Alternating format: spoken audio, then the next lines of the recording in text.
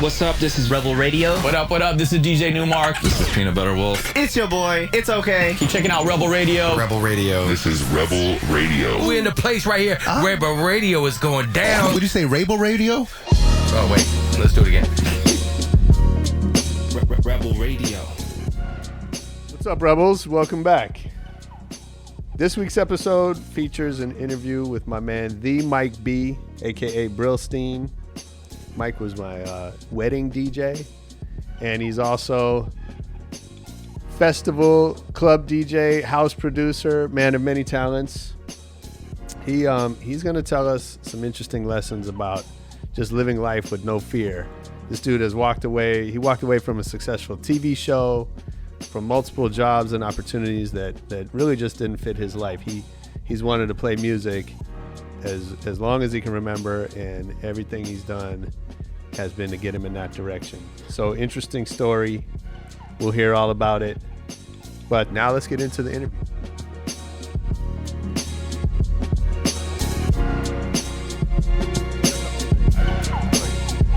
Well, thanks for coming, man. My pleasure. It's been a long What time, were I you think. doing last night? Sorry. Where was I last night? Yeah. I was at home. Oh. I was What's expecting a- you what's out a to day do off? something fun. No, I rarely leave the house. What's a day off for Mike B? Well, it really depends. I would say I watch a fair amount of television. Okay. And well, I mean, I work out of my house, so it's hard to gauge when it is a day off and when it's not. Yeah, exactly. Yeah. So I mean, sometimes I'll close if I close the door to the studio. That's a day off, I think, because like I think sometimes I'll stay in there so long that like I'll somehow hurt like my ankle from sitting or something like that. You know what I mean? Like I'll just like sit in the same position for like 16 hours or something, and then Yeah. like, Crazy. That's if I ever like can't walk right when I stand up or something, I'll just Right. turn off all the computers and lock the door, and then that's when the day off Nice. happens. It's good. What are you watching on TV right now? I mean, I just like to watch TV in general. Yeah. It's just good. It's nice to have Like one. I cable mostly TV? sleep through it. Yeah. Right. Yeah. But I mean, I'm watching True Detective at the moment. Do you understand what's going on? Because I still don't have I any didn't idea. see last night, or 2 nights, or so I didn't see Sunday nights yet. Okay. But I think I get it. It's like these cops are trying to figure out this crime. Oh my god. Yeah, I heard of that. It's not that deep. Is People Rachel- get like real confused by it, but it's just like it's like a pretty in-depth episode of SVU or something. Right. Do you think Rachel McAdams is doing a good job? Yes. I love her. That's why I asked. Yeah. I mean, she doesn't need any help from me. I think she's doing pretty good in her Yeah, career. pretty much. She's awesome. Yeah, she's very talented. I think it's funny, like people's music taste and movie or TV taste don't necessarily line up. And Right. you would kind of think they would. In what sense? Like, what do you mean? Well, like, I'm a sort of indie, like I tend to like indie music, Right. and I tend to like indie movies, Mm-hmm. which doesn't leave me too much on TV. Right. Because there's not really indie TV. I guess there's like web video, but that's not really what I like watching, right? Right. So, but then like, you know, I remember my old partner Raymond, Mm-hmm. like, you know, super indie music guy, like underground music, but then he would just go watch all the big blockbusters. Right. Like he loved, you know, Yeah, that is funny. you know, the mainstream films. And for me, like that was always just hard to reconcile. Like they just seem like they don't fit together. Not that they have to. No, I know just- what you mean, because I mean, I never feel right like going to those movies either. Just I guess because everything else I do is so kind Yeah. of punk rock in a way that Yeah, exactly. you don't want to like yeah, it's not cool. it's like it's still the man in some way. You know what I Yeah. mean? Like it's Yeah. like you're supporting the man. Yeah. Yeah. Like, did the Sex Pistols go see Star Wars in the theater? Maybe. Probably. But Right? that was when they was only But- like they put out like 3 movies. That's a year true, back right? then. Like you didn't have like there wasn't really indie you film. just had to go back see then. whatever there was. So, but like, did Blink 182 go see like American Pie in the theater? Probably not. Definitely. They did. Yeah, I mean they Really? they weren't an indie band, really. No, that's true. Okay, I need a better example. I remember I gotta say, I mean, even before they got signed to a label, I remember not liking them. So I was pretty proud of myself. Yeah, that's fair. Okay, so Kurt Cobain in high school. Mm-hmm. Like you know, like you saw the documentary. He was like mad loner, Like, I did not see the documentary. I'll be honest. watch that is it shit. really good? It's Everyone very, got very upset when I didn't see the documentary. By the way, No, it's not a reason to be upset, but it's It was like, definitely, it's definitely intense. No. Like, I definitely thought about it for like 3 nights after I watched it. really, It's like very what intense. what new information has been brought to light? well, for me, it was that, like, I knew I wasn't really into that scene, right? So, you know, I knew their music, Right. I appreciate it, but it Same. wasn't. It's not my music, right? Like, so I had no idea. Like, their shit before that first album was punk rock. Yeah, crazy. It was. I mean, it was as punk as anything else. Just and- headbanging. Yeah, just like, you know, weird. I mean, it was. He Yeah. was like influenced by Sex Pistols and all that stuff really heavily. And then what made the album was a lot more mainstream, bigger, you know, big guitar sounds, and like it was different. But, you know, you heard the stuff before that, and, you know, they were punk, they were living that life. Sure. And so that was a surprise for me, because I didn't know about any of that. Mm-hmm. And I didn't really know the story of how sort of tortured and fucked up he was inside. You know, you could kind of guess. Yeah, I but, mean, I like, surmised that from the shotgun to the Yeah, head exactly. scenario. No, so it wasn't like a surprise, but it was like, yeah, you're like, oh my god, how did Yeah, I didn't mean, see I that knew. I coming. guess I probably knew more about him than average. Yeah, definitely more than me, I'm sure. Yeah, definitely more. So you weren't into that at all. No, in And fact, so what were you listening to in I was- 1993? 93 was just hip hop. Just hip hop exclusively. Yeah, I mean, at 93, I was probably listening to like samples too, so like Right. jazz and rare groove and Sure. funk and, you know, all that stuff. But, you know, high school was like hip hop and whatever, you know, new wave, like Depeche Mode, Cure, that kind of thing. Uh-huh. And we'd go to like Depeche Mode show and be the only kids not in all black. And Yeah. then we'd go to like a hip hop show and be the only kids who weren't black. Who weren't black? Yeah, And, I remember that. And we sort of just crossed those lines, you know. What about you? What did you grow up with? I think I was pretty lucky to always kind of have everything going on. Like, I had 2 older brothers, and one of them was like a super hippie, and the other one was like a super not hippie. So like the one listened to all, like, he listened to like Dead Kennedys and Crass and stuff like that, and then Okay. the other one listened to like the Grateful Dead and like Allman Brothers, but was also into like Tribe and stuff like that. Oh, okay. But I mean, I guess that wasn't until later. Like, Yeah. so I guess like in the middle for me it was just like rap. Mm-hmm. So like I was getting into like Run DMC and stuff like that, and then they also had stuff like my older brother played me Eazy-E in like 1988 or something, and so I was just like, oh my, he's cursing so much, this is wonderful. Yeah. I just want to like listen to this all the time. 'Cause Well, I'm it's not funny. supposed We to. talk about that now, and I know the movie's coming out next week. I'm amazed that I lived long enough to see like a commercially released biopic about NWA. Yeah. Well, I mean, and it actually made me think a lot about how just how much I've seen it in such a short amount of time, to where like it just brought me back to that time of like banned records and things that were really taboo to say, and yeah.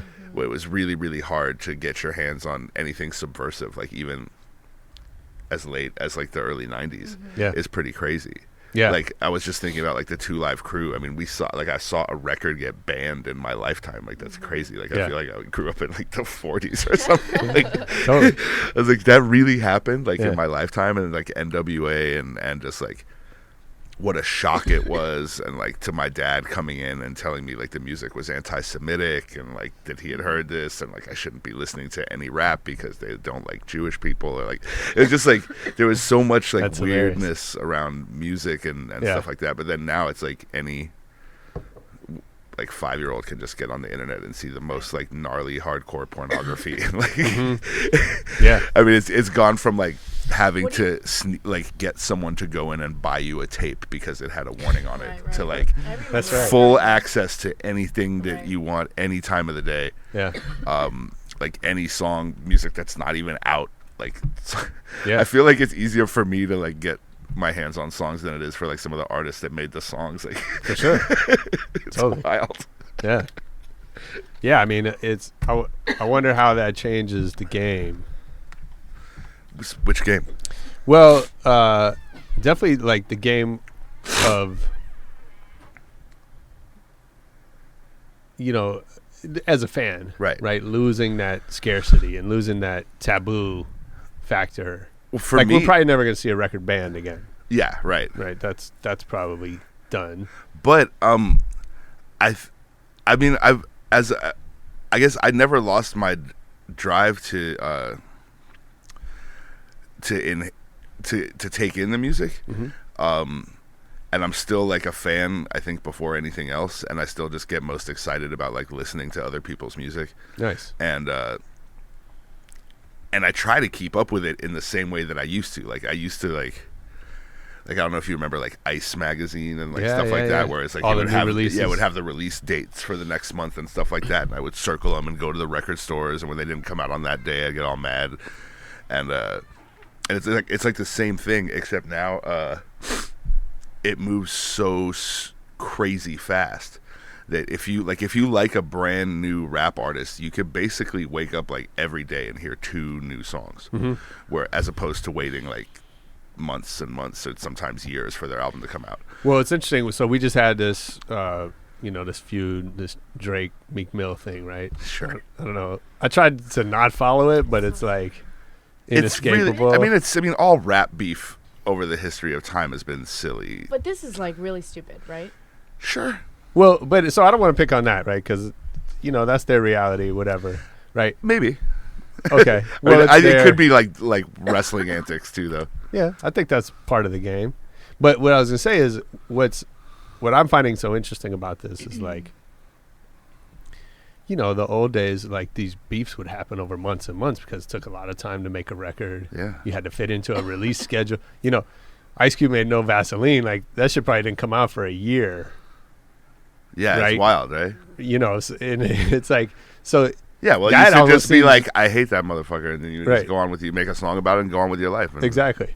That almost seems more staged because it's like, oh, I'm so mad, I'm gonna write something, and in 9 months, like they're gonna feel my pain, right? Like Right. now it's just like, Drake went in that day, he cut it, Well, yeah. Well, it's like that's kind of what I was saying before. Is like the way that the music information moves is so fast, and there's no filter for it, that even an artist like Drake, who's arguably the biggest rap artist, if not like pop artist, who's out there, there's still no one, like it's still his choice. Like he can still go to his laptop and make a diss record and put it on YouTube, Right. like a dumb little kid, Yeah. with no, for all of his management and A&Rs and lawyers and whoever's there, like somehow like no one is being like, maybe you don't do this, Right. like Yeah. maybe you don't need to respond to this like angry Philly guy who you kind of sure. like looked out for and did a song on his album, and who his album came out last week, and he's still like trying to call you out for some reason. Like Right. the whole thing's really confusing to me. I mean, I don't even want to like Drake, but I have to. He's just like so talented. Yeah. It's crazy.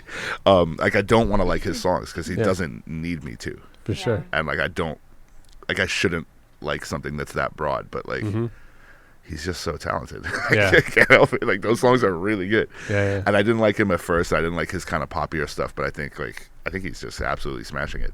And I love Meek Mill too. I think he's one of the best rappers out there, but also he's kind of boring. He's not as broad. He's not going to reach like young white girls are not going to listen to Meek Mill. Probably this week they are, and then that'll be over. Well, they're going to be like, no, they're just going to be like, ew, he doesn't like Drake. Like, why? I don't understand. Like, what is writing? But yeah.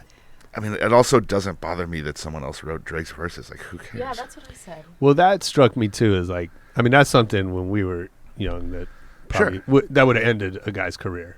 Well, right? Or yeah. I mean, maybe not ended. I mean, Dr. Dre never wrote a verse, Right. but no one was ever like, Dr. Dre's my favorite rapper. Right. I mean, I guess so. That's right. It's like that ghostwriting's not new, right? That's been happening forever. Yeah, but it was But mostly. it I was think it was definitely- mostly done for people who you knew were like personalities. Like we all knew Puffy wasn't writing his verses. We all Sure. knew Dre wasn't writing his verses.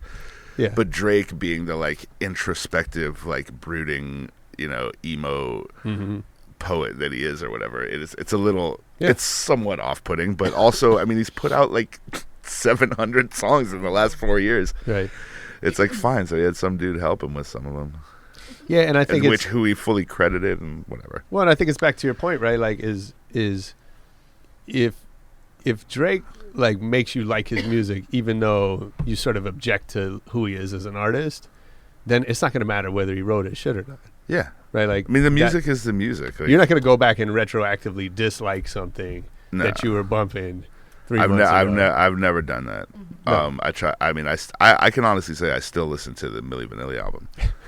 I think it's fantastic. Nice. Do you play it out? No, absolutely not. Yeah. I mean, there's just no room for it. I would if I was playing in like a proper environment. for Remix, it. mashup, or something? No. No. I mean, I keep a separation between my interests and what sounds right in a nightclub. But at least once a year, I'd say I listen to the Milli Vanilli album in its entirety. From Really?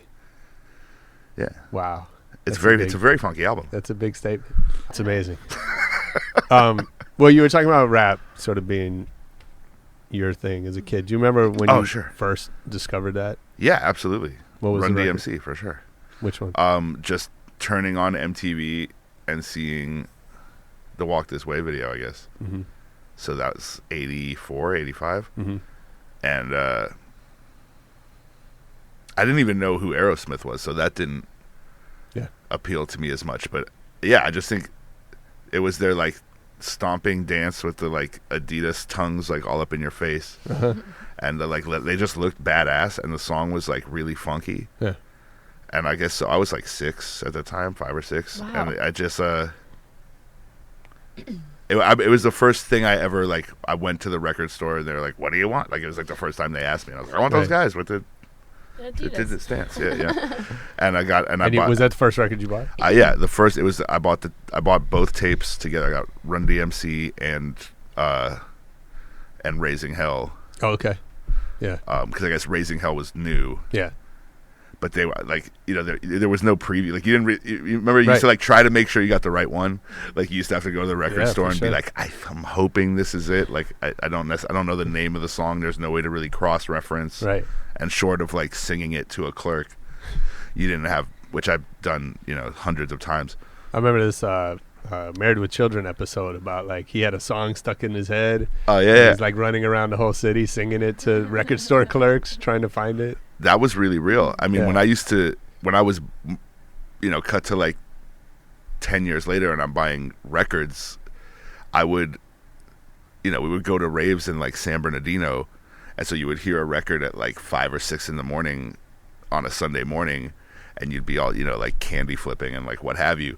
But then like we would push through, like me and my friends would go and we would go to like Beat Nonstop or Groove Riders or whatever was like, Yep. whatever opened first. Like some of them opened at like 11 on Sunday, or some of them opened at noon, and it would a lot of times be the same DJs that you had seen the night before. Right. And like they'd be like walking up all down, but it was just like you would still have it in your head. You'd be like, what was the one that was like ba, ba, ba, ba, ba, ba, ba, ba, ba, just like trying to do your best to imitate like some synthesizer that you had heard in your like drug-addled mind at 5 in the morning, and he would be like, yeah man, that's Joey Beltram, or like what whatever it was. And a lot of times he would be like, no, I have no idea what the fuck you're talking about. Like, please just leave me alone. And it would take years to find those, right? I'm still like, I still have like some cold case files out there. There's one record that I heard on a mixtape in high school that I have not been able to find. I just can't find it. I might be able to help you. Yeah, Like, we might be able to solve this right now. might What have do you to know about dig. it? Nothing. It was like mixed just in a between song. a UB40. I thought it was UB40 for a long time, so I bought their entire catalog. Oh, I've done that. Like all the B-sides, all the like. Not specifically with UB40, luckily, but I mean, I've bought a lot of people's whole Yeah, catalogs yeah, and been like, to wait, try to look you for just something. are not good, and you didn't It's not make that them. song. Yeah. And no, I've pretty much given up on that. Do you know like any words or No, now I'm gonna blank on everything. all good? Well, if you ever need help, hit me up, because that's my favorite. It's like my favorite video game to play. Is like That's dope. I try to remember like I think I've got most of it, Yeah. and I've gone as soon as I realized the internet could be used for that. I was like very difficultly like trying to make phone calls to like Dutch record stores and get them to like take my credit card number over That's the phone hilarious. and like wait 2 months to receive a record in the mail and stuff like that, and that seemed very convenient at the time. Well, yeah. So I used to have a yellow, like a legal pad Right. with like probably 10 pages of records that I wanted, and so that was like my first month when Napster came out. Oh yeah. Like every song I could find, and shit that was out of print or whatever. And I remember the first time they said that like Napster's going to be shut down tomorrow, and I had tickets that night to I think it was the Up in Smoke tour or something like that. And then it was like, no, Napster's going to be shut down tomorrow. I was like, yeah, you know what? I can't leave the house. Oh my God, that's so funny. So how'd you get started DJing? Yeah. Sorry. I got started DJing probably about 1990. So I was 11 years old. Yeah. I was in 5th grade, I guess. I had a job. You were in 5th grade? Dang. I know, right? Crazy. That's nutty. So what was the first set? My first set, my first set would have been at a 6th grade party. Okay. Playing with the big blows kids. my mind. No, I mean, like, I was in 6th grade. Oh. I mean, like, I started buying Okay, you records started- and, like, figuring out, like, how, like, what to do with them when I was about. So like, did 10 or somebody 11. introduce you to DJing, or? Yeah, specifically, I mean, I wanted. They asked me, they're like, well, what do you want to do for your 10th birthday? Mm-hmm. And I was like, I want rappers to like come to the house and rap, Like my And 16. I specifically wanted like Kid and Play. Yeah. Like I was like, is that something that can happen? Like, can Kid and Play come and rap at our house? I don't know. And they were like, no. Obviously not. No. But like we can have a DJ come play. And I was like, yeah, like. Did you have to explain the Kid and Play is not anti-Semitic? No. No. I think they got that. Okay. But you can have a DJ. I didn't know much about DJs. I just knew that rappers had them. Yeah. And so that was good enough for me. And so they had these dudes come, and they had like every song. Like they just came and they had like every dope song. Like they had like a few boxes of records and a few boxes of CDs and like anything that me or my friends were like, play this. They were like had it all categorized, and I was like, that's awesome. really cool. Yeah. And so those assholes basically are responsible for all of the Nice. moving expenses that I've incurred. You don't know who that was. I have no idea who those guys Okay. were. So bless their Oh my hearts. gosh, But that's so funny. If you DJ'd Mike B's 10th birthday party, then drop us a note on Twitter at Rebel Radio Net. We want to Please hear do. from you. we do. He owes you a check. I do owe you a check, or you owe me a check. One way or the Somebody other. owes somebody. It balances out. Wait, remind us where we can find you on Twitter or online. The Mike B on Twitter, the Mike B DJ on Instagram, the Mike B's with 3 E's in the on Facebook. Damn. There's no consistency. If All you right. Google the Mike B, I'm on Google.com. Nice. No, that's true. I'm the one. I'm the one Yeah. that they talk about. I love your Instagram. It's so funny. Thank you It's really, I'm really glad. funny. to hear that. I think we have the same sense of humor. Fantastic. And I'm sorry to hear that. I feel like it happens in bursts.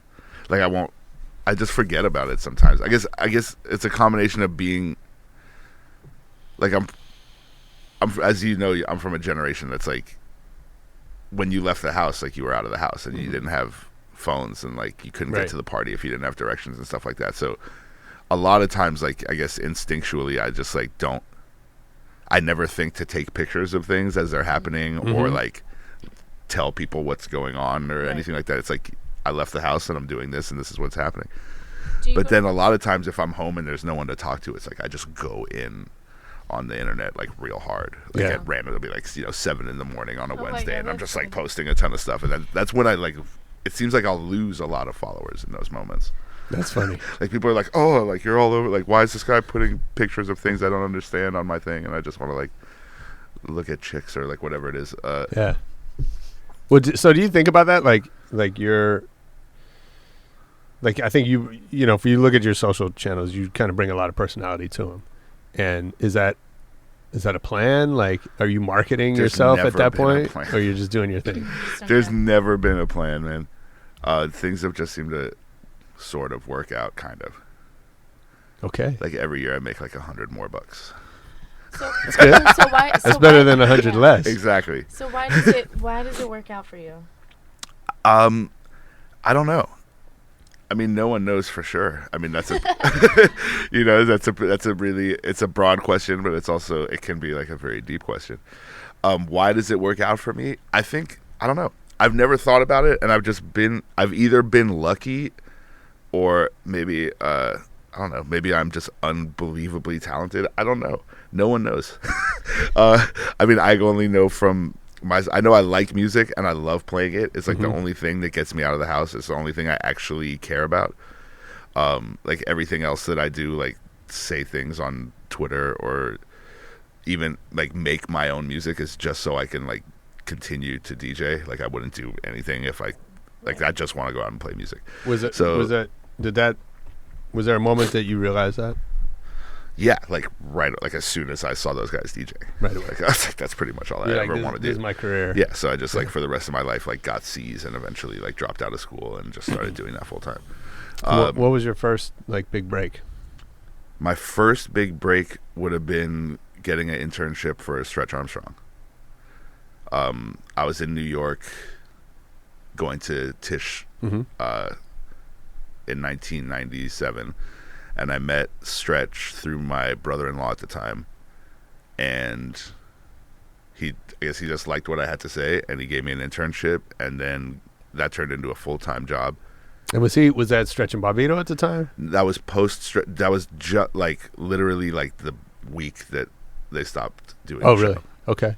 So if you're not familiar, go check out Stretch Armstrong online. He's one of the legendary New York radio DJs. Did a lot to change the game. He is. I mean, arguably the most relevant hip hop radio show ever. They're doing the documentary about it, I believe, is done and is coming out very soon. I've seen bits and pieces of it, and I mean, if you care about rap, it's pretty mind-blowing stuff.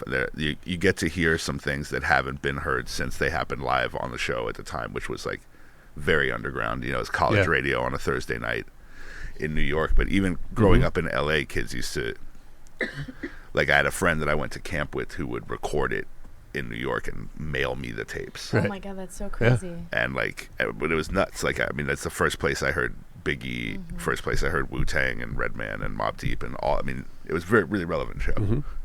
But so meeting him was pretty amazing, and then working for him was amazing. And then he was also just kind of transitioning. I don't know if he was transitioning. I think he was just getting tired of playing the same gigs all the time. But he would send me to open for him when I was like 19. So it was like trial by fire, basically. I'd never even been in a nightclub. I'd certainly never been in like a New York like hood nightclub. And he would just be like, yeah, just get there at 11, like bring some cool records, like don't play anything that's like too current of a hit, and like I'll be there at midnight and I'll take over. And it was just like, it was an awkward setting. I mean, you're talking about like, you know, there was like 1,000 like dressed up like black folks like ready to go out on a Friday night in New York, and I'm like, you're a DJ. Yeah, I'm a 19-year-old, you know, Jewish college student from Beverly Hills with like no idea what they want to hear on a Friday night, just walking in there like, I don't know, Stretch told me to be here. And that's wild. I remember it wasn't working, but then like I believe it was like Juvenile or something. Like I put something on that was like the right thing. Yeah. And it was the first time that I got like a screaming hands in the air reaction from like more than 5 or 6 people. And I was like, oh yeah. And then that's just like crack. Like you just want that like all the time. Yeah. And then where'd that go? And here we are. No. Wait, I have a question. I mean, that just went on. Like he eventually started like not showing up to a lot of those gigs, and then I got to know the promoters, and then they started booking me, and I basically spent the first 6 years of my career playing in like really thugged out New York hip hop parties. And what'd you learn from doing that? Everything. It's actually, I would say it's my ace in the hole. Because I mean, I think probably like the most common compliment I get is that I like it's very like it's people always say that it seems effortless when I play, and then like I seem to like walk in and very like easily gauge what's going on, and like luckily I seem to consistently get it right, and like because I never really play. I try not to really play the same set twice ever, because I feel like I might as well be a live band if I'm just going to do the same thing all the time. And like what's the point? Like, I like the spontaneity of DJing, and I come from a crowd reading and like understanding the room. Like, if there's this many people in the room, you do this, and if it's packed, you do this, and if it's blah blah blah. Not just like, I'm here to do my show, and like, I don't care what time it is, I'm going to do it. Like, that's, why be a DJ if you're going to do that? Well, I guess you make a lot more money if you do that, but I never wanted to. Right. But so the comment, that's the compliment I get often, is like, it seems like I just kind of come in there and look at it and I just do it.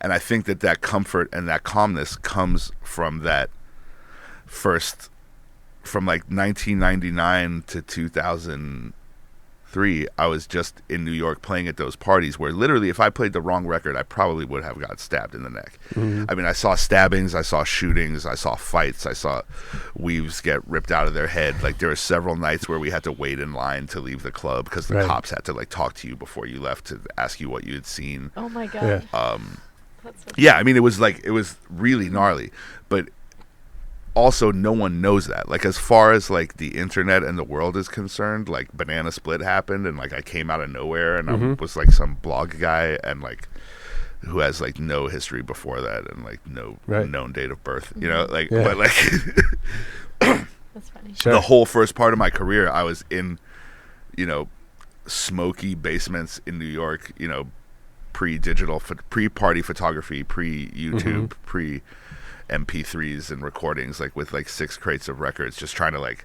hide my face, and like, because the idea back then was like, don't look at me, like, as a DJ, you did not want people to look at you ever, because that Well, meant you're you usually hidden in the you booth, weren't right? doing At good, least yeah. in the old but days. like, if someone looked over at the booth, that meant you were fucking up. Like, if someone was like, that wasn't a good thing. Right. Yeah. So it took a little while for me to get used to the whole like, we're watching you DJ and we're all facing towards you thing. Oh yeah.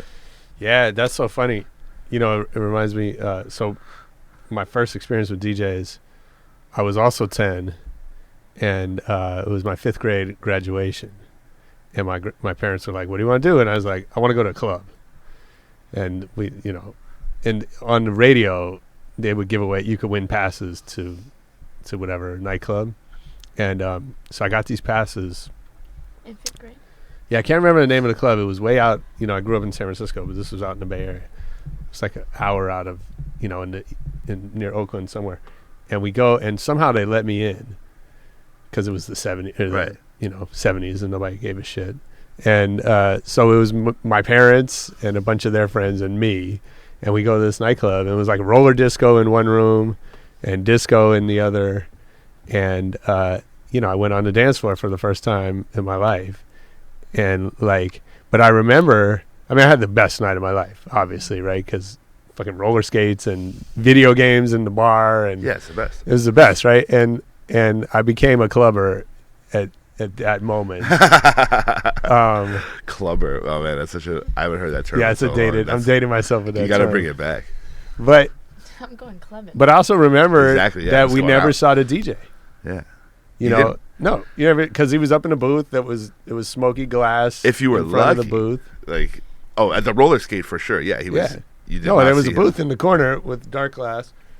You couldn't see in, and you know, we have no idea who DJ. And even in the event that dude was a personality-driven guy, it was just his voice. Like, Just it was his like voice. It was like he was Yeah. broadcasting a radio show just to the roller rink. Yep, So it exactly. was just like, all right, skaters, we're doing a doodly doo. Exactly. Like, Yeah, yeah. that's so funny. Yeah, I remember going to the skating ring and listening to DJ Irie from Miami, just like do his thing. sure. He's still out there doing his thing. Oh yeah, Yeah. definitely. Big time. He's got like a super big following out there. Yeah, he's a man. They love him. He's like the mayor. Yeah. So why LA? You moved out. I was born and raised here. So you decided I want to come home. Yeah, I mean, there's nowhere better. Yeah, that's true. And did you come back here thinking you were going to continue being a hip hop DJ? Sort of. By the time I was done out there, all right, I guess the cap to the story I was telling earlier was that's why I have no fear of any like rave festival audience or Right. or any room, like, because for the most part, they're just much less stabby, and they seemingly have less guns, and like they're not. I mean, it's not just like a sea of like football jerseys, and like it's like it was horrifying back then. I used to be like legitimately and reasonably scared for my life, like almost any time I went in there. But that's how bad I wanted to play records. No, I remember those rooms. So it's the same thing, yeah. So it's like if I play at Hardfest or like whatever it is, like I could just walk on that stage and be like what could go wrong? Like, Yeah. maybe the record will skip, maybe they won't like me, but like I feel like I'm gonna leave with my life, so that's good. But back to where we were, which was LA. I came back in 2003, just a combination of like personal and business reasons. I had like a small TV production company that a friend and I were starting, and it made more sense for me to be in LA as instead of both of us being in New York, because this is where the whole industry was. And then there was some family stuff going on, and also I really missed like constant access to swimming pools and hot tubs and no winter, and I like the car lifestyle, honestly. Like it's very useful for a lot of things besides driving. I mean, you can smoke your weed in there and listen to. It's a good way to Can't do that on the subway. Well, it's a good way to like travel and listen to music without. I don't love like digesting music in headphones. Right. Like for me, it's just for DJing, or like I listen back to, like if I make songs, I listen back to it, make sure it sounds right. But like I don't like to produce in headphones, and I don't like to like hear things for the first time in headphones, because like if you move it just a little, right? Like a lot of people, I feel like people just put headphones on and accept like what's coming out, but like with every little adjustment, like sometimes you just like push it a little and like all of a sudden there's bass and stuff like that. So it's like, oh yeah, if you hold the headphones up you to know what I mean? like Especially the earbuds. So it's like I really did miss like having a car and like listening to music in a car. I feel like it's a great way to listen to music. Definitely. And like it's LA. I mean, you have access to everything, and I feel like especially now and in the last few years, I feel like I was proven right, because like I feel like with all the music, like everyone who blows up like now just moves to LA, and I feel like when I moved out here, like the music scene here was non-existent. Like the rave scene was long gone. There was barely any hip hop in Hollywood. Like it was just starting to happen. There was definitely no dance music in Hollywood. It was really confusing what was here.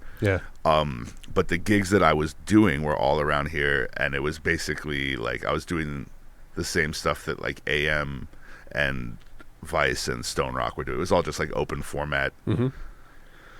Just trying to get as creative as you could with the small amount of stuff that you could play for people, while trying to please a room full of people that had, bad taste, if any taste.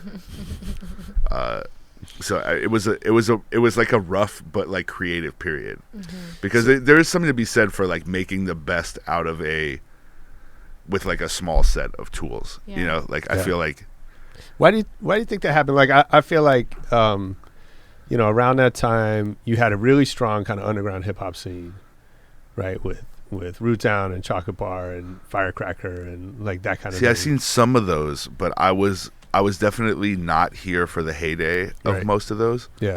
That was sort of the tail end. I came back in 2003, and like I saw Firecracker, and the Do-Over started probably a couple years later, and I've seen some stuff like that, but I missed out on definitely like the heyday of LA underground rap stuff. Well, yeah, and so what I was gonna say is like, I think that scene was going on, but you had to really be in it to know about it, right? Like your average sort of club goer in the city didn't know about that stuff. It wasn't in Hollywood. It was that little, off the beaten path bars and whatever. The electronic music scene was similar, right? Like there was good stuff happening, but it was kind of like out of the way. Well, that's what I like about LA, I think, is that people, especially back then, were often quoted like, LA is fake and LA is this and there's nothing out there, and it's all like people like thought of LA as like a 1 mile stretch of the Sunset Strip. Sure. Yeah. Which is like, if you're from LA, like when are you ever there even, but yeah, like I feel like all the underground stuff, it was more about, you didn't want it to get fucked up. Like you didn't want to Mm-hmm. you didn't want to blow it up too much because you had to keep it kind of like in LA. It's more about you had to know people to gain access to Right. stuff. You had to know people with cool houses you could hang out at. Not like in New York. Like in New York, you didn't hang out at anyone's house ever. Yeah. Everyone, it's too small. you wake up and you get out of your house as fast as possible, and you figure out where everyone is, and then you Right. stay out for as long as you can until you have to go to sleep, and then you go back home. Right. Whereas in LA, it's like you wake up and get baked and stay in your house, and because it's awesome. And if you get bored of that room, you go to the yard, and then eventually like wander out for brunch, maybe, and meet up with other people. It's a little Right. more isolated, I think, but Yeah. there's a lot more like, oh well, I know where I'm going, so fuck everyone else. Like, Right. Yeah. and I think that applies to the club stuff as well. Like what you're saying is like, it was really cool, but unless you knew those people or you knew how to get to it, Right. Yeah. It or wasn't. you knew the right questions, It was to off ask, the radar. like, It feels you like couldn't, it's still like you that. didn't know. Yeah. Well, but that's why I think you guys, and the guys you mentioned, right, really changed that or created another lane. Oh, you right. mean like the banana split stuff? Yeah. Yeah, well, that was where- in open format in general, like, it feels like, so there's this underground thing happening over here. There's another one over here. The mainstream stuff was completely fucked up. Yeah. And then, right, you guys sort of created this lane where, there was good music, but it was interesting. It was like taking more chances. Yeah. And Well, what happened was that, for I a mean, different crowd, maybe. It was really like at that time, it was like I was saying, like no matter who you were probably playing the same stuff. Right. So at the time we started that party, like although we were all in different areas, like essentially like me, Steve Aoki, and AM were all playing the same stuff whenever we played. Right. In different ways. It's just, AM was playing them in Vegas, Aoki was playing them at Cinespace, and I was playing them at like I was doing stuff for like skaters and streetwear people. Aoki was doing like hipster like indie rock stuff, and then AM was doing like big celebrity Vegas stuff. Yeah. But we also all there was a huge influx of crazy new underground dance music that was happening at that time. And Steve just liked to party and play records, and Adam was always like a music guy first. Like he was a raver and a partier, but then he got sober, but he still like had like a huge intake of music all the time. Yeah.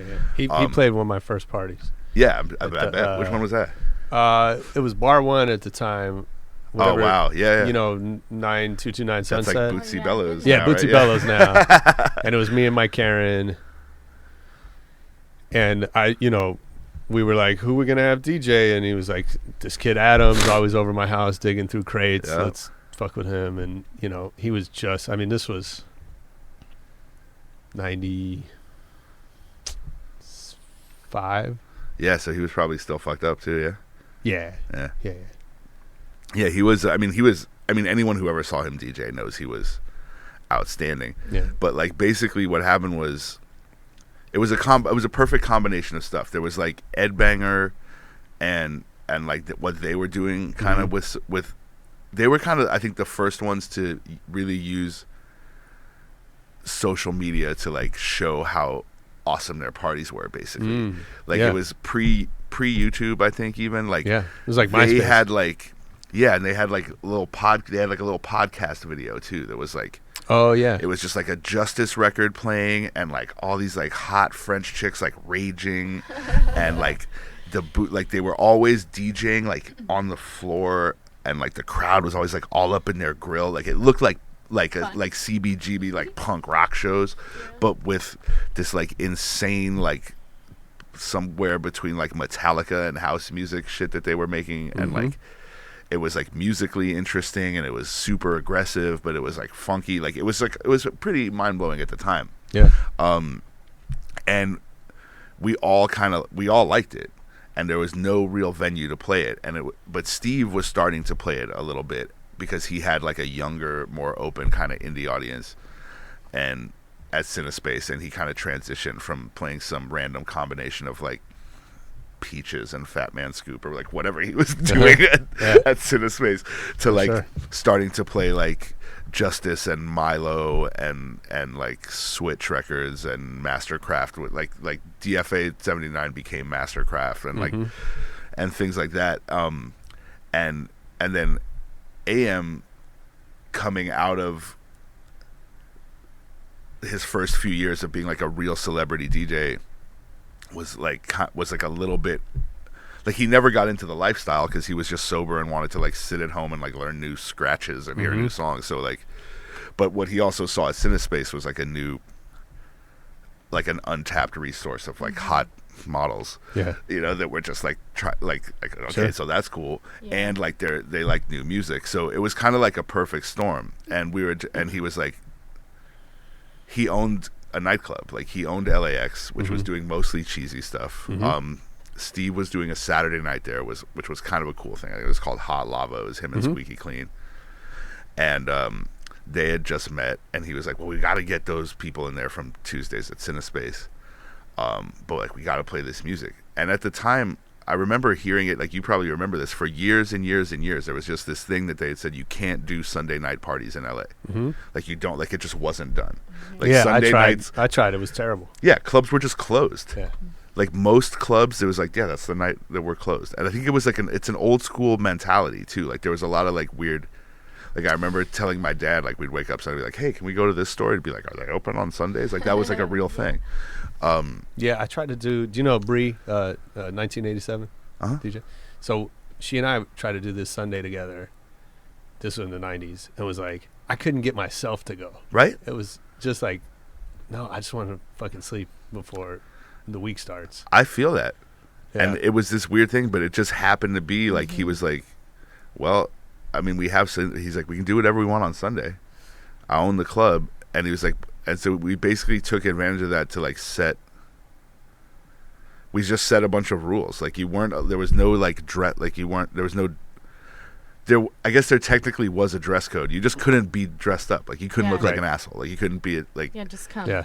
Like if you were wearing a dress shirt and leather shoes, like you were clearly in the wrong place. And like, and even if you weren't, like, it was like, stay away from our women, you know, like, but, so that was kind of the rule, was like anyone who like, you know, looks like they're here for the right party, let them in. And if they look like an asshole or ask if they can buy a table, tell them no because they're here on the wrong night. Because LAX was very popular. You know, it was on like TMZ and stuff like that. So it was like, so we were just shining a light on that music and took advantage of the fact that Adam owned the club and no one could tell him, no one could tell him what to play, and no one was gonna like. There was no. We owned the party like outright, and it was a perfect combination of like us trying to imitate what we saw like in the Ed Banger videos. So we put the turntables on the floor. We wanted to get people early, so Adam was like, I own the beer anyway, and I'm not going to drink that shit. So let's put a keg of beer on the dance floor at 10 o'clock. We'll get people here early. So every week at 10 o'clock, they would just put a keg on the dance floor, and it would be there till like 11 or until it ran out. And so, which was cool for me because I was always playing early every week. So no matter what, even if people weren't dancing, there was at least like a bunch of people lined up to hit the keg, like not too far from where I was at. Right. And I think that's where I learned to interact with a crowd too, because that was, as far as like the world is concerned, like that's where my DJ career starts, like is at that party. Because that was the beginning. That was like the Cobra Snake and all that stuff. Like that was the first time like anyone who wasn't at the party I was playing at saw a picture of me playing at a party. Right. Yeah. What are the parties like now? I don't go out on Sundays. I don't know. I haven't been out in a while either. I mean, that party ended abruptly, obviously, for. Yeah, but what's the club scene like now in LA? It's like non-existent. Are you playing? Do you play in LA? I do, but not all. I stopped doing weekly parties maybe 3 years ago, and I don't know. Everything I go to is different. It's hard to get a sense of what's really going on, because I think we're back at a time where, I think any time that it gets to be not specific, it gets a little confusing. And I think that's what was kind of good about that like 2003, 2004 club era was like, if you went to a nightclub, you basically knew what you were going to hear. Mm-hmm. And either the DJ was playing it right or the DJ was playing it wrong, but at the least he was going to play like the songs you wanted to hear. Mm-hmm. Whereas now there's just like, I feel like they're cramming too many, like a weekly night that wants to have the same vibe every week should not book a special guest every week and should not have 3 other DJs also playing in addition to the special guest. Right.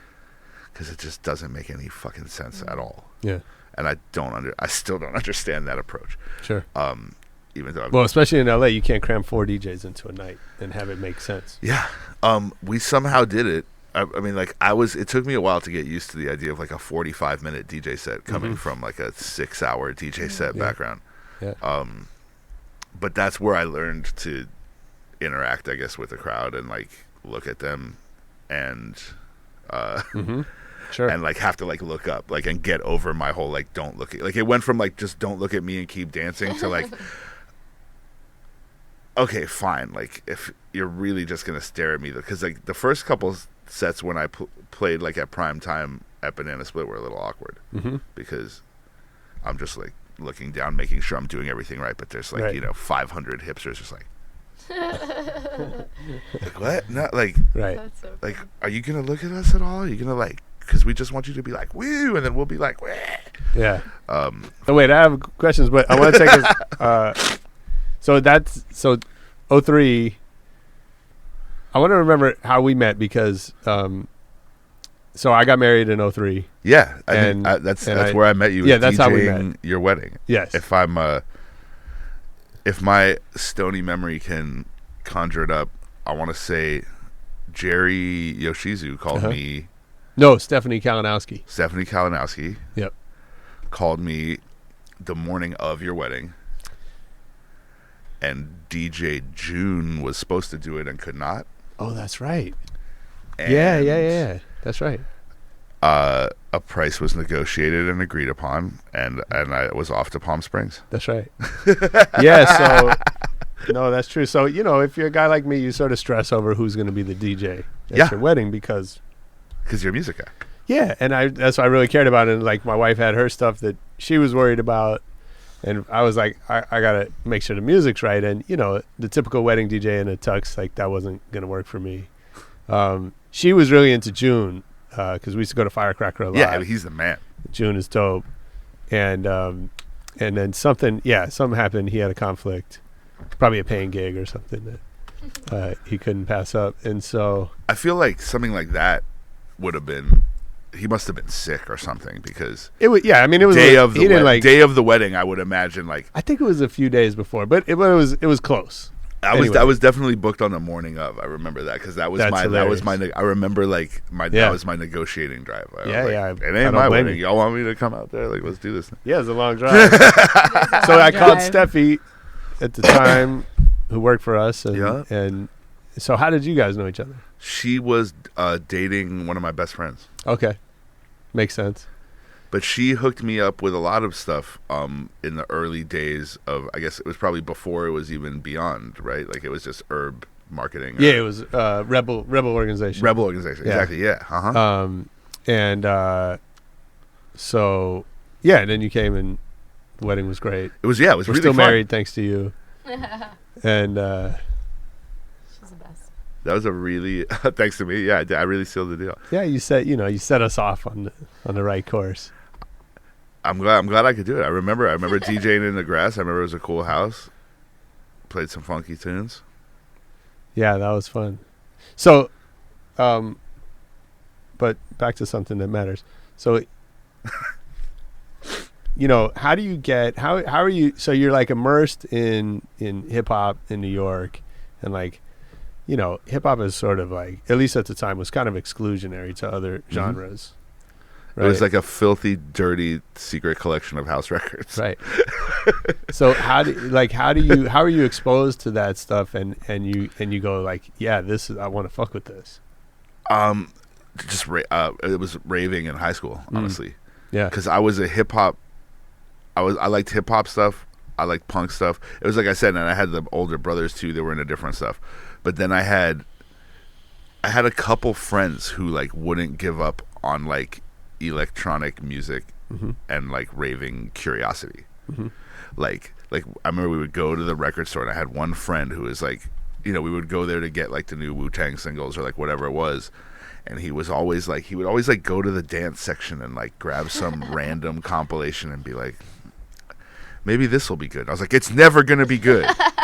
Like that shit is whack. Like stop buying those things. Like what is it? Like what are those? Yeah. Like what is that? Like what is that artwork? And what are these names? Like what is this music? Like I couldn't even compute it. Like the first time I heard like drum and bass, it was probably like 1994. I was just like, God, that's really fucking fast, and like there's too many drums and I don't know what's going on. Yeah. And but with time and drugs and good sound systems and like just like good times, just going to like weird stuff in San Bernardino, and we just started going like every weekend. Like he finally got me to go, and like give me enough acid and he'd get me to go anywhere. So I would just get in the back seat and show up at these things and like say weird things and hear weird things, but then like the songs would start like you would start like my brain started to understand the music, I guess. And so it was like I would listen to like hip hop and punk rock all week, but at these parties like I would start hearing it, and I started to understand it, and I started to dance to it, and I started to like seek out the records. But it was pointless because there was nowhere for me to play the records other than like for myself at home. Like I was doing hip hop stuff even in high school. I would go and play it like after formals and like things like that. But like they were just this collection that I was building, and I was just buying these records, and I would spend all my money on like French house records and like Belgian techno and like all these weird things, and I didn't know why. And the habit just continued, like even through the whole time I was in college, the whole time I was working for Stretch, the whole time that I was doing all of those hip hop clubs in New York. Like in New York I would go to like Satellite and 8 Ball and Dance Tracks and like whatever was around, and just like still spend like a couple $100 a week on import house vinyl that was never going anywhere. I tried every once in a while, like if in the event that I would meet someone in that scene, I would be like, hey, like I have all these house records, like can I come? But it just wasn't done. Like you did what you did. Yeah, sure. And like you didn't have hip hop guys playing house, and you didn't have house guys playing hip hop, and like that was it. Yeah. So I think that was honestly the reason for my being at Banana Split. I was actually transitioning completely out of DJing. Like I was finally gonna like give up on the dream. And my TV company was actually going really well at the time, and I was kind of just like stopping. Like a lot of the parties I'd been a part of for a while were coming to an end, and AM and Aoki were talking about starting this party. And they're like, we're just going to play whatever brand new dance music we want. We're going to play all this, Justice and Daft Punk and Solid Groove and Mastercraft and Basement Jacks and like just all of the things that I loved. And I was like, oh, cool. Well, perfect. Like I'm totally going to quit DJing. So I'll also come to this party, and I'll also play all this music that I've always wanted to play somewhere, and I'll just do it for free. Right. And because, those guys, I was like, I basically... I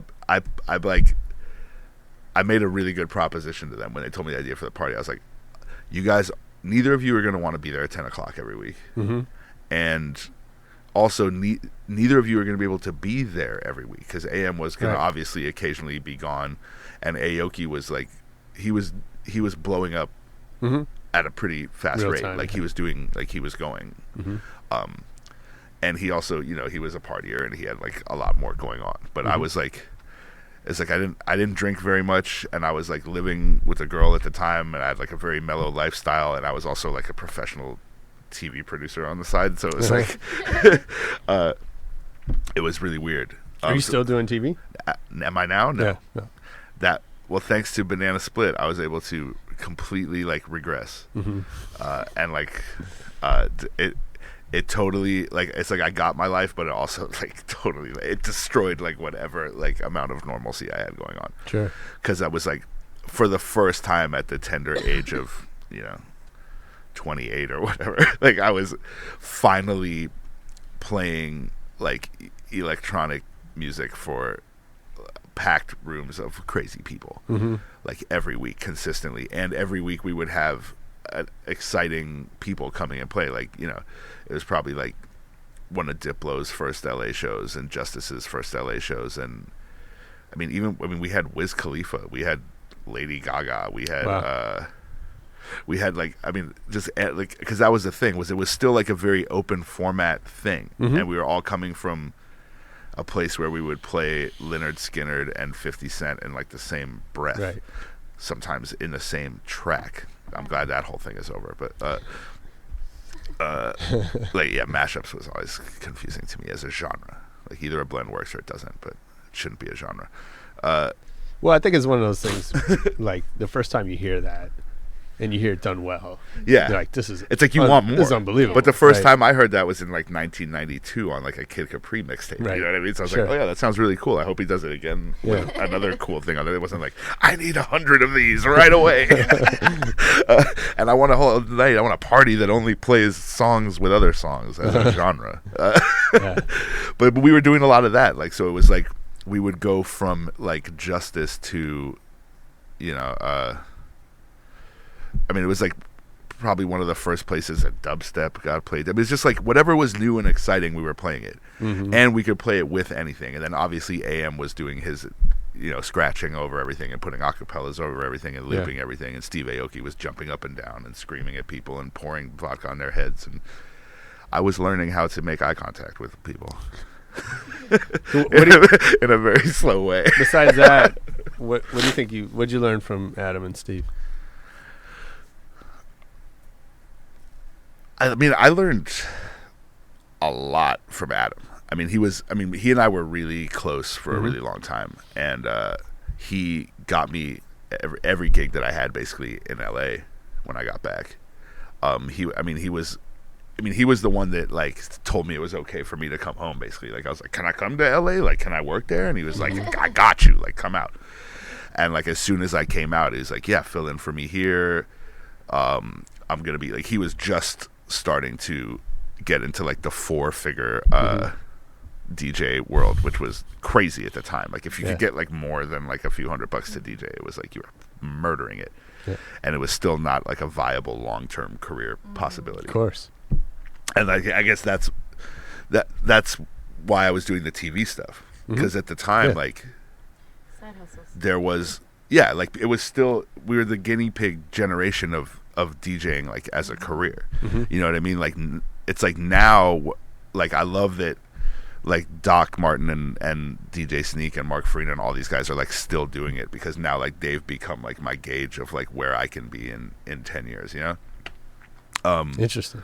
But at the time, like they were still like in their like late 20s or something like that, and or whatever it was, and it was like you didn't know. Like it seemed like Stretch was gonna quit. Like people were just like, you would start labels, or you would go work at a label, or you would like.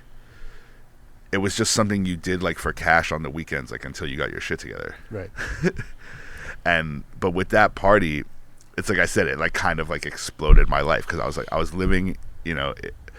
I was living with like a nice Jewish girl on like Crescent Heights and Olympic, and I was waking up every day and like I was basically wearing the same thing, except I figured out if you just get like a Ralph Lauren sweater and just put it over, basically just a t-shirt and jeans, like I could get away with it. And you're like dressed up, and that was still like, you know, it was subversive, but but I never liked it. I never made any friends doing it. It was just like it was kind of like the family trade, and I knew how to do it, and I went to school for it for a while, and I worked in it like all through, like I always PA'd and stuff in high school, and I understood it. It was like by trade I was a TV producer kind of, and at the same time that Banana Splits blew up, I got my first show on the air. So it was literally like, what am I gonna do now? What was the show? It was called Snoop Dogg's Fatherhood. Oh, okay. Oh, I didn't know that was you. Yeah, it's a real piece of shit. And nice. And I came home from work, and I was like personally mad at Snoop Dogg. And not that he ever knew who I was, but like I just got home, I was like, fuck Snoop. Like, what a dick, you know? Like, 'cause he's hard to work with. He would just wanted to like get stoned and hang out because he's Snoop. He didn't want like a bunch of people telling him what to do, and like it made perfect sense. And I was like, man, fucking guy. And I was like, this was never supposed to happen. I was not supposed to be mad at Snoop.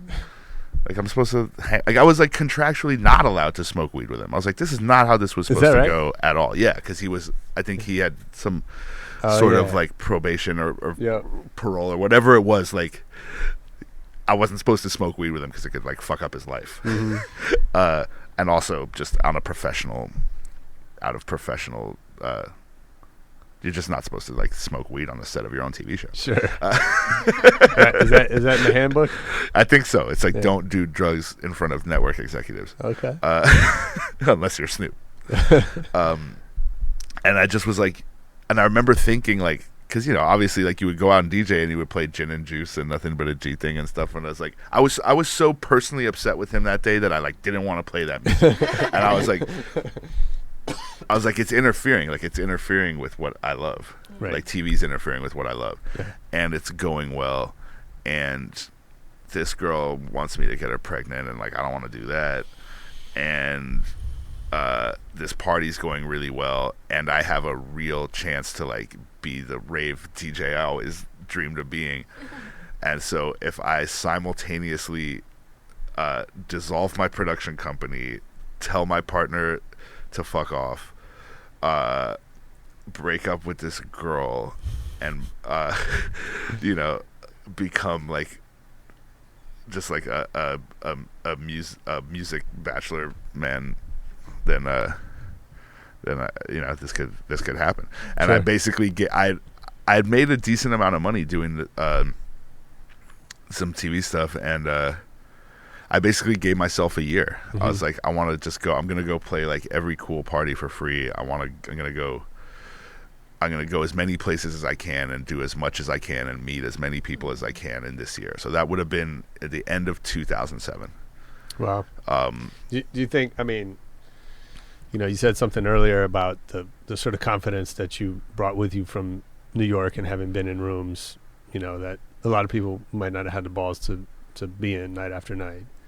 And then now what you just described is it's a pretty bold move, right? Like I'm going to just blow up my life and it was fun. Thing. I mean, I think I've done that over and over throughout the course of my life. Okay. Yeah. I think every time it was clear to me like what could happen, I was like, okay, great. Like now I know I can do that. Like let's see what happens if I do this. Yeah. I mean, I think that's why I think that's why I started going to raves. I think that's why I quit film school and started to work for Stretch. I think that's why I left New York and came back to LA, because like New York was cracking, and LA had nothing going on. But it was like, but I love it there, and like that's where I'm from. Like, like I want to go do something dope there. And then like when that didn't really happen, I was like, all right, well I guess I'll like try to do something dope in TV, because like DJing is not going to pan out. But then I just knew Banana Split was going to be relevant. I knew it was going to be ill. I knew that AM had more to say to the world than, holding hands with Nicole Richie in pictures and playing in Vegas. Like he was too much of a genius to just have that be his, like what he was doing. So like I knew when he said he was going to do something underground that like it was like really going to be crazy. And I liked Steve Aoki just fine. Sure. He was a nice enough guy, and he was conducive to having a good time, and we had some really fun nights together. And that party was just crazy. I mean, like I met everybody there. It was nuts. I mean, I saw wild stuff. Where did we start? Sure. What was the question? Yeah, what was the question? But I like the story. No, I was just thinking about there's a common theme of this. Oh, right. I think it's having the confidence to just do you. It's just more fun too. It's like, I mean, it's never like a full on like, I mean, I'm not gonna like, set my house on fire and move into the wilderness, but like, it's more like, I don't know. I just feel like predictability, and I'm lucky enough to be in a position where I don't have to have a monotonous life. I try to never lose sight of. I try to like never bitch about anything that's going on, because no matter what, like, I'm still playing music. I still basically Right. party for a living. I get to make my own schedule and do whatever I want. And Yeah. that's like, what could be better than that? Yeah. Nothing. What did Stretch teach you that has stuck with you? Man, I mean, so much. It's crazy. I learned a lot from him. I learned how to like hate on shit from him, basically, because he was like a real tastemaker at a time where like there weren't a lot of tastemakers. Yeah. He literally taught me the word tastemaker. And like that's just what he wanted to do. Like he was so proud of what he had done. I think with the radio show, and he just wanted to apply that to everything. Like he wanted everything to be unearthing new music. And so I guess I learned that from him too, just the consumption of like, yo, I heard that this exists, like we gotta find it. Like that would be a lot of like my stuff. Like he would just be like, yeah, like somebody told me that like so and so was in the studio with, you know, the Nas and Tragedy made a song last week, like call that studio and like figure out like how we, like, you know, because it was just you tried to get your hands on like exclusive music. Yeah. So I learned that from him too, like how to just like hunt down a song by any means necessary, like, which is, I still do to this day. Like it's a weird, there's no need to do it now with the internet. But like as recently as like 3 weeks ago, I was like, no, like you need to send me the Migos album. Like I need it right away. I can't wait till next week until everyone has it on Spotify. Like, Right. I need it now so I can, because there's like, I feel like it's more exciting because like when I got it, I sat at home and just like listened to it by myself like 3 times in a row until I made sure by the time I played it for someone else, like I was off book, you know, I Right, could like right, rap right. the words in their face. Right. Like, Yeah. like I still have that. You like that record? I love that record. Yeah. I just got it. It's With so with good. everybody else. Oh my God. Yeah. I mean, yeah, like forget like whatever like I did in 2007. There's so much exciting new rap music out there. Is that right? It is amazing. So- Make a comeback. Are you? It never left, but it took me a while. I guess that can be said for what I learned from Stretch, actually, is that as much as I learned to hate from him, I then had to like re-educate myself and like learn not to, because I also like I was so impressed by his ability to form an opinion really, really fast. Yeah. But then, and he was right most of the time, but then sometimes he was like so wrong. And I was like, oh shit, like he can be wrong? Yeah. Because I mean, when you're 19, you just assume that like right people are right. Like some people are right and some people are wrong. And some Right. people are really good at shit and some people are bad. Like you don't understand it. Like you're always learning and you're like never officially grown up, and like you're, like you're never just good at what you do, and you can always be better, or maybe you're gonna suck at it forever, or like whatever. Like you just never know. Like Yeah, I think I told the story before, but I was doing, I was manager in the '90s, and Evan Bogart he worked for me, and he had brought Eminem to Interscope, and then one day we're sitting in the office. He's like, M's looking for a manager. This is like before the record had come out. yeah. He's like, he's looking for a manager, and I was like, white rappers, we if you really want, I'll meet with him, but I totally turned my nose up at it.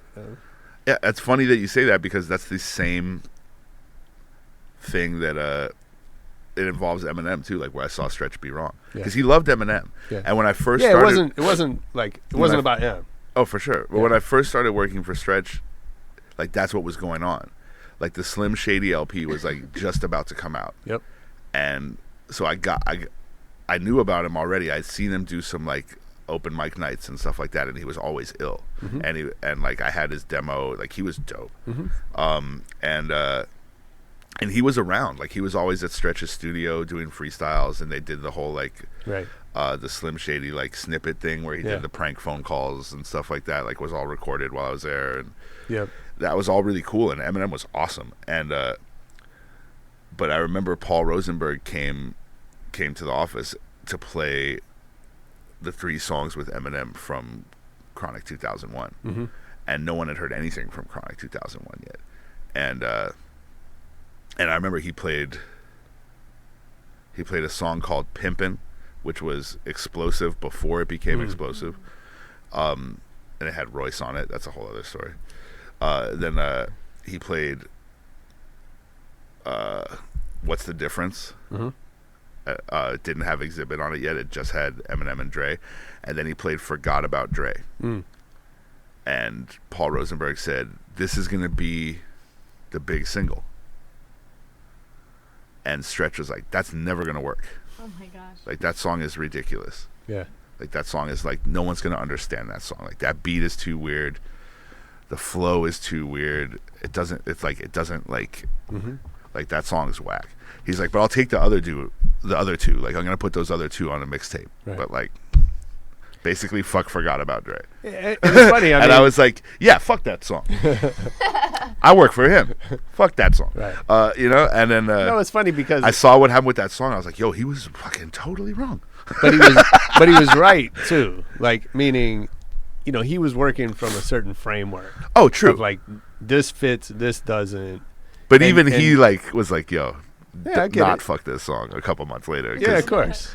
But like, yeah, it was impressive. Like, because you do have to be able to. It's important to like have a strong opinion and be able to do it, and that is how he felt at the time. yeah, But it also taught me that like sometimes you hear a song in the morning, you don't like it, and you hear it in the afternoon and you like it. Like, definitely when I heard, you know, Versace or Hannah Montana, I wasn't like, these guys are going to become my favorite group. Right. I was like, fuck these guys. yeah, Yeah. This is ridiculous, and this is the dumbing down of like the music that I've loved for so long. yeah. But then, I don't know, something happened. Well, But but that's the problem with music, right? Is like, once you hear something enough, you kind of start to like it. I mean, there's exceptions to that, but like that's the I still don't like you too. No Okay. matter what. okay. Well, I think there's exceptions to that, right? But that's the commercial radio model, Sure. right? Is we're gonna Yeah. play this until you like it. Or True. until you can And- tolerate it. Yeah, but you don't know the difference in your brain. You don't. I No know. one goes, yeah, I tolerate this. People I will just don't go, oh, it grew on me. It's catchy. It's No, stuck in my head. I You don't know. that. I like music like that for me. I'm like, I'll deal with it, but I still don't like it. Like, I don't care.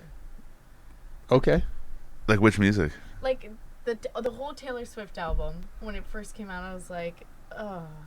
But then it just grew on me. Now I can tolerate it for sure. Like all that kind of shit. Yeah, but tolerating Like radio. and liking. But like, I mean, when I Right. more than tolerate Migos. I'm Yeah. bothering people at labels for their album. Right, Like, but like when I hear music on my like different apps and stuff, if it strikes me when I'm walking, I'm like, I have to save it. Then I save it. But that's like how I put my playlist together. I'm not like hitting play on stuff that I'm like, yeah, I'll play that because I heard it 10 times. Okay. Yeah, I'm more like skip or Yeah. yeah, repeat. Like, exactly. Skip or repeat, Yeah. definitely. yeah. But that's kind of what you're saying, right? And I feel like, you know, you call it hating, which I feel sort of has a bad rap. Right. You know. Well, not hating, but like Yeah, but Just critical. forming an opinion fast and making it real.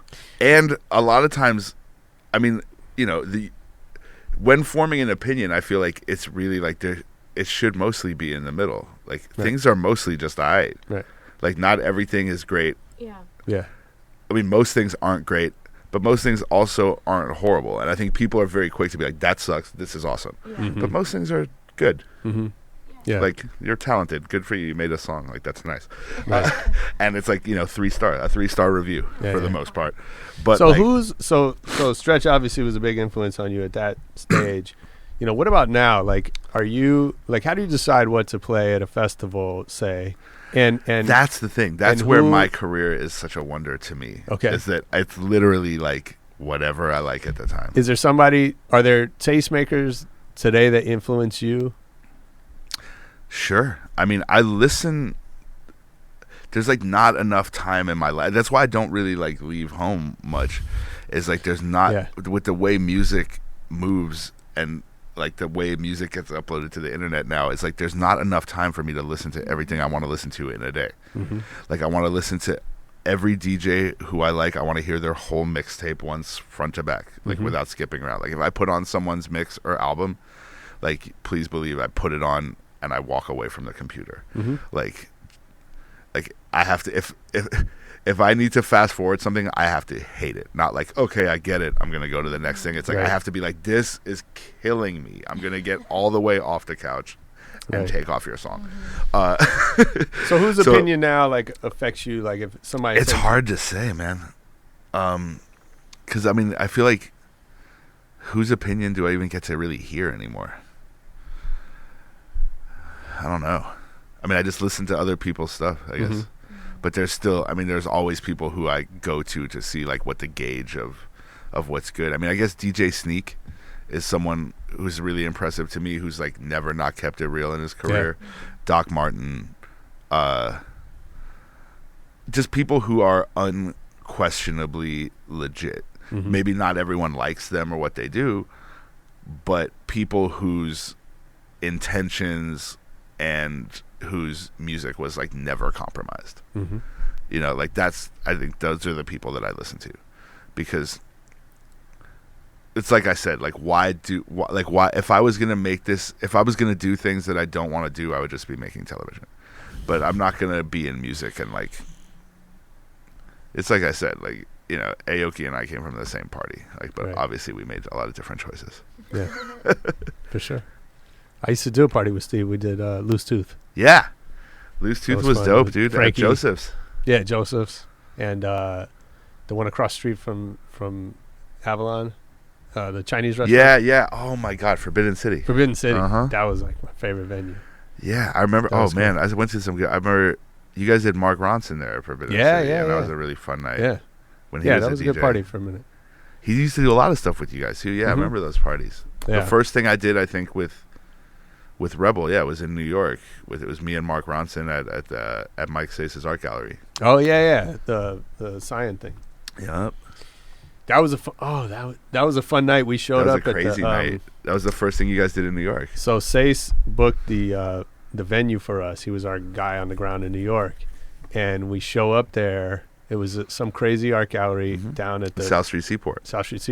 And the fire marshal shows up, and he's like, "Oh, you know, you don't have your fire permits, whatever." And we're like, you know, we're looking at Mike, but we're like, okay, well, you know, what's the issue? Like, now we're gonna do the event, and the guy's like, yeah, this place isn't rated, so we don't actually have a capacity, right? So we can't tell you how many people you're allowed to come in because we haven't inspected. Oh, that's when they have to just like watch, right? And we're like, we're opening in an hour, so you know what do you want to do? And the guy was like, yeah, I'm gonna stay. He's like, they parked a fire truck out front. Yeah. And he's like, I'm just gonna watch people come and go. And that was one of those nights when, like, you know, you just have to have the confidence. We were just like, yes sir, but we're opening in an hour. Like, let's just keep this moving forward, and everything will work out. That was a fun night. Yeah, I didn't realize that was you. That was awesome. Yeah, it was me, and then it was Mark. And I remember we played like all 90s hip hop basically. Yeah. And it was like really like fun night. Like it was like really good crowd too. Like all the like New York art scene was there, and it was like good times. Yeah, that was fun. So, what's the goal? I mean, you talked about, you. Oh, the goal is like to keep doing this. It's been like surpassed. Like everything is just a bonus now, and it like continues to goal? happen. Is there like another? Maybe, probably. I mean, there's always stuff I would like to happen. There's a lot of things I hope happen. Yeah. But like, basically, like as soon as I did like my first European tour and played like, techno in clubs in Berlin and things like that, like I was just like, oh, cool. Like I'm good. Like everything else is good. Like. I didn't have to go back to TV. Yeah. Like I didn't have to like. Is there a room? I didn't have to accept failure like ever again. Basically, since I made that decision, and like everything's been great, and like I've never set an alarm clock since, except for like today. Appreciate that. I know it's tough, but we no, it's cool. Is there a room that you want to play that you haven't been in? Yeah, sure. What's one?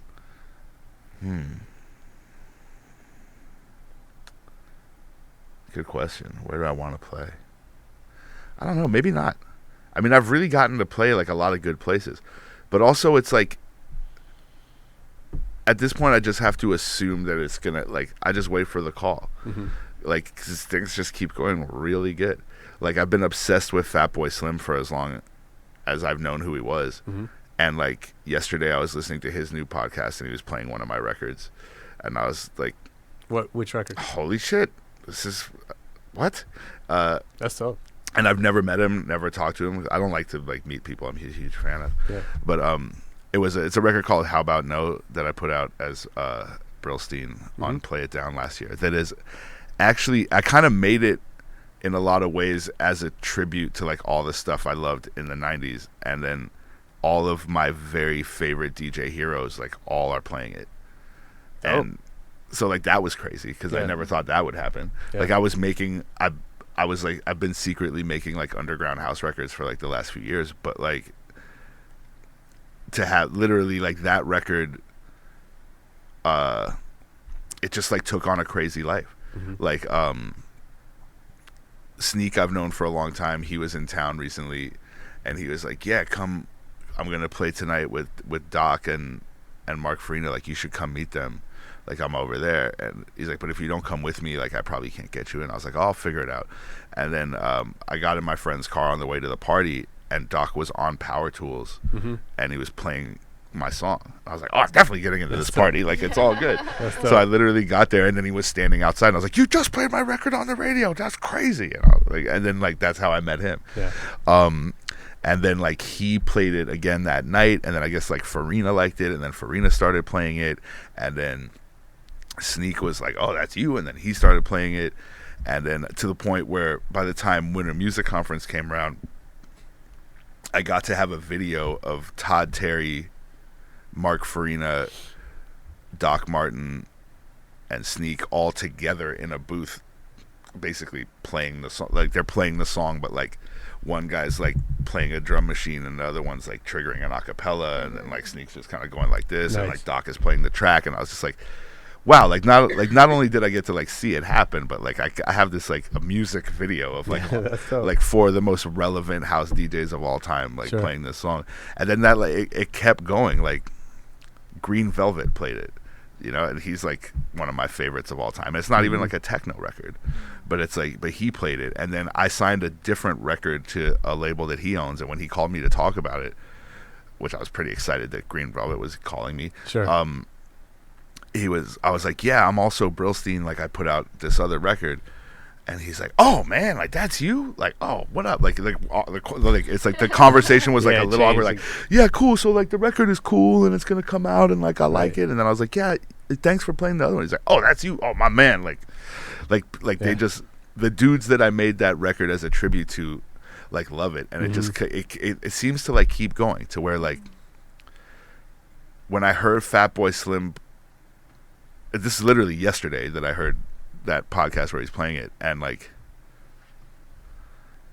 it was weird. It was like, it was so amazing, but it's also like, well, yeah, like where else was it gonna go? Like I have to assume at this point that Daft Punk will play it next, and that'll be the end of that. That's funny. So we're almost out of time. Do you have a favorite DJ? I mean, in addition, the only one who I probably haven't mentioned thus far would probably be like Funk Master Flex. Okay. I mean, he's been a very like relevant influence on me. I think just his like personality and the way he plays records, that is just, I think that's just like how hip hop should be presented. Like with that kind of like, fuck all y'all, like this is what's up, like this record is ill. That's like, you should, like, when you love a rap song, you should start it over like 20 times, never let the first verse play all the way through for the first like 20 times, and then just run it for like a half hour over and over and over, and then you go on to the next thing. Like I feel like he's absolutely right. So like when I play hip hop, like I want to do it like Flex, but then it's like, but then like Doc Martin and Sneak to me is like, that's how you play house records. Like you should like, it should be shit that no one's ever heard, and you should never play the same thing the same way twice, and you should like it should be bugged out, and the mixes should go on forever, and you should never DJ for less than 3 hours. I guess like the way I describe it always is that I'm a multi-genre purist. Yeah. Where like, that's dope. I'd like to take in a lot of stuff, and like maybe it's a little bit open format, but I don't play house like hip hop, and I don't play hip hop like house, and I want to play like those guys. Like, so yeah, my favorites are like the dudes that do it like the illest, like in those genres. So yeah, like Doc Martin, DJ Sneak, Mark Farina, Fatboy Slim, Funkmaster Flex, Stretch Armstrong, DJ AM. I mean, there's a lot of I mean, I've been really lucky. Like, all my friends are so fucking talented. It's crazy. Like, I just love watching them. Like, even because they all do what they do in like the illest way. Like, you want to see like an open format dude that's like go see like DJ Spider or Morse Code or Steve Wonder. Like all these dudes are ill, and there's dudes in like the LA underground too. Like Daniel T is crazy good. I mean, the dudes I work with, Jesse Rose, obviously, who runs Play It Down, and A-Sided, who was kind enough to put out like my first house records and kind of like show me how to make house music. Switch, that guy's mind blowing for a guy that like no one ever sees. Like, he's producing Beyonce records and like underground house records at the same time. Like, that's crazy to me. Like, that's the shit I like. I like guys that like do shit in secret, because that's like the time I come from. It's like I said, like the don't look at me. That's why I love like Daft Punk and like and Switch and like the guys that you never. It's not about them. Like, it's about music, you know. Nice. Well, thanks, man. I appreciate you getting up early, coming to do this. Thank you. I appreciate you having me. Yeah, man. Keep doing your thing. Come back. Promote anytime. No doubt. Whatever you're doing. Yeah, share music. I like to share music. Check out Mike B, the Mike B. Check out Brillstein. Still so bright. Oh my God. And yeah, thanks for being on Rebel Radio. No doubt.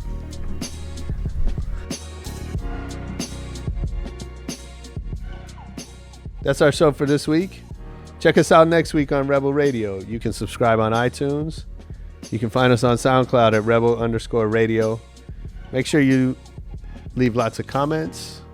Give us 5-star ratings. If you didn't really like it, give us a 5-star rating anyway. All right, peace.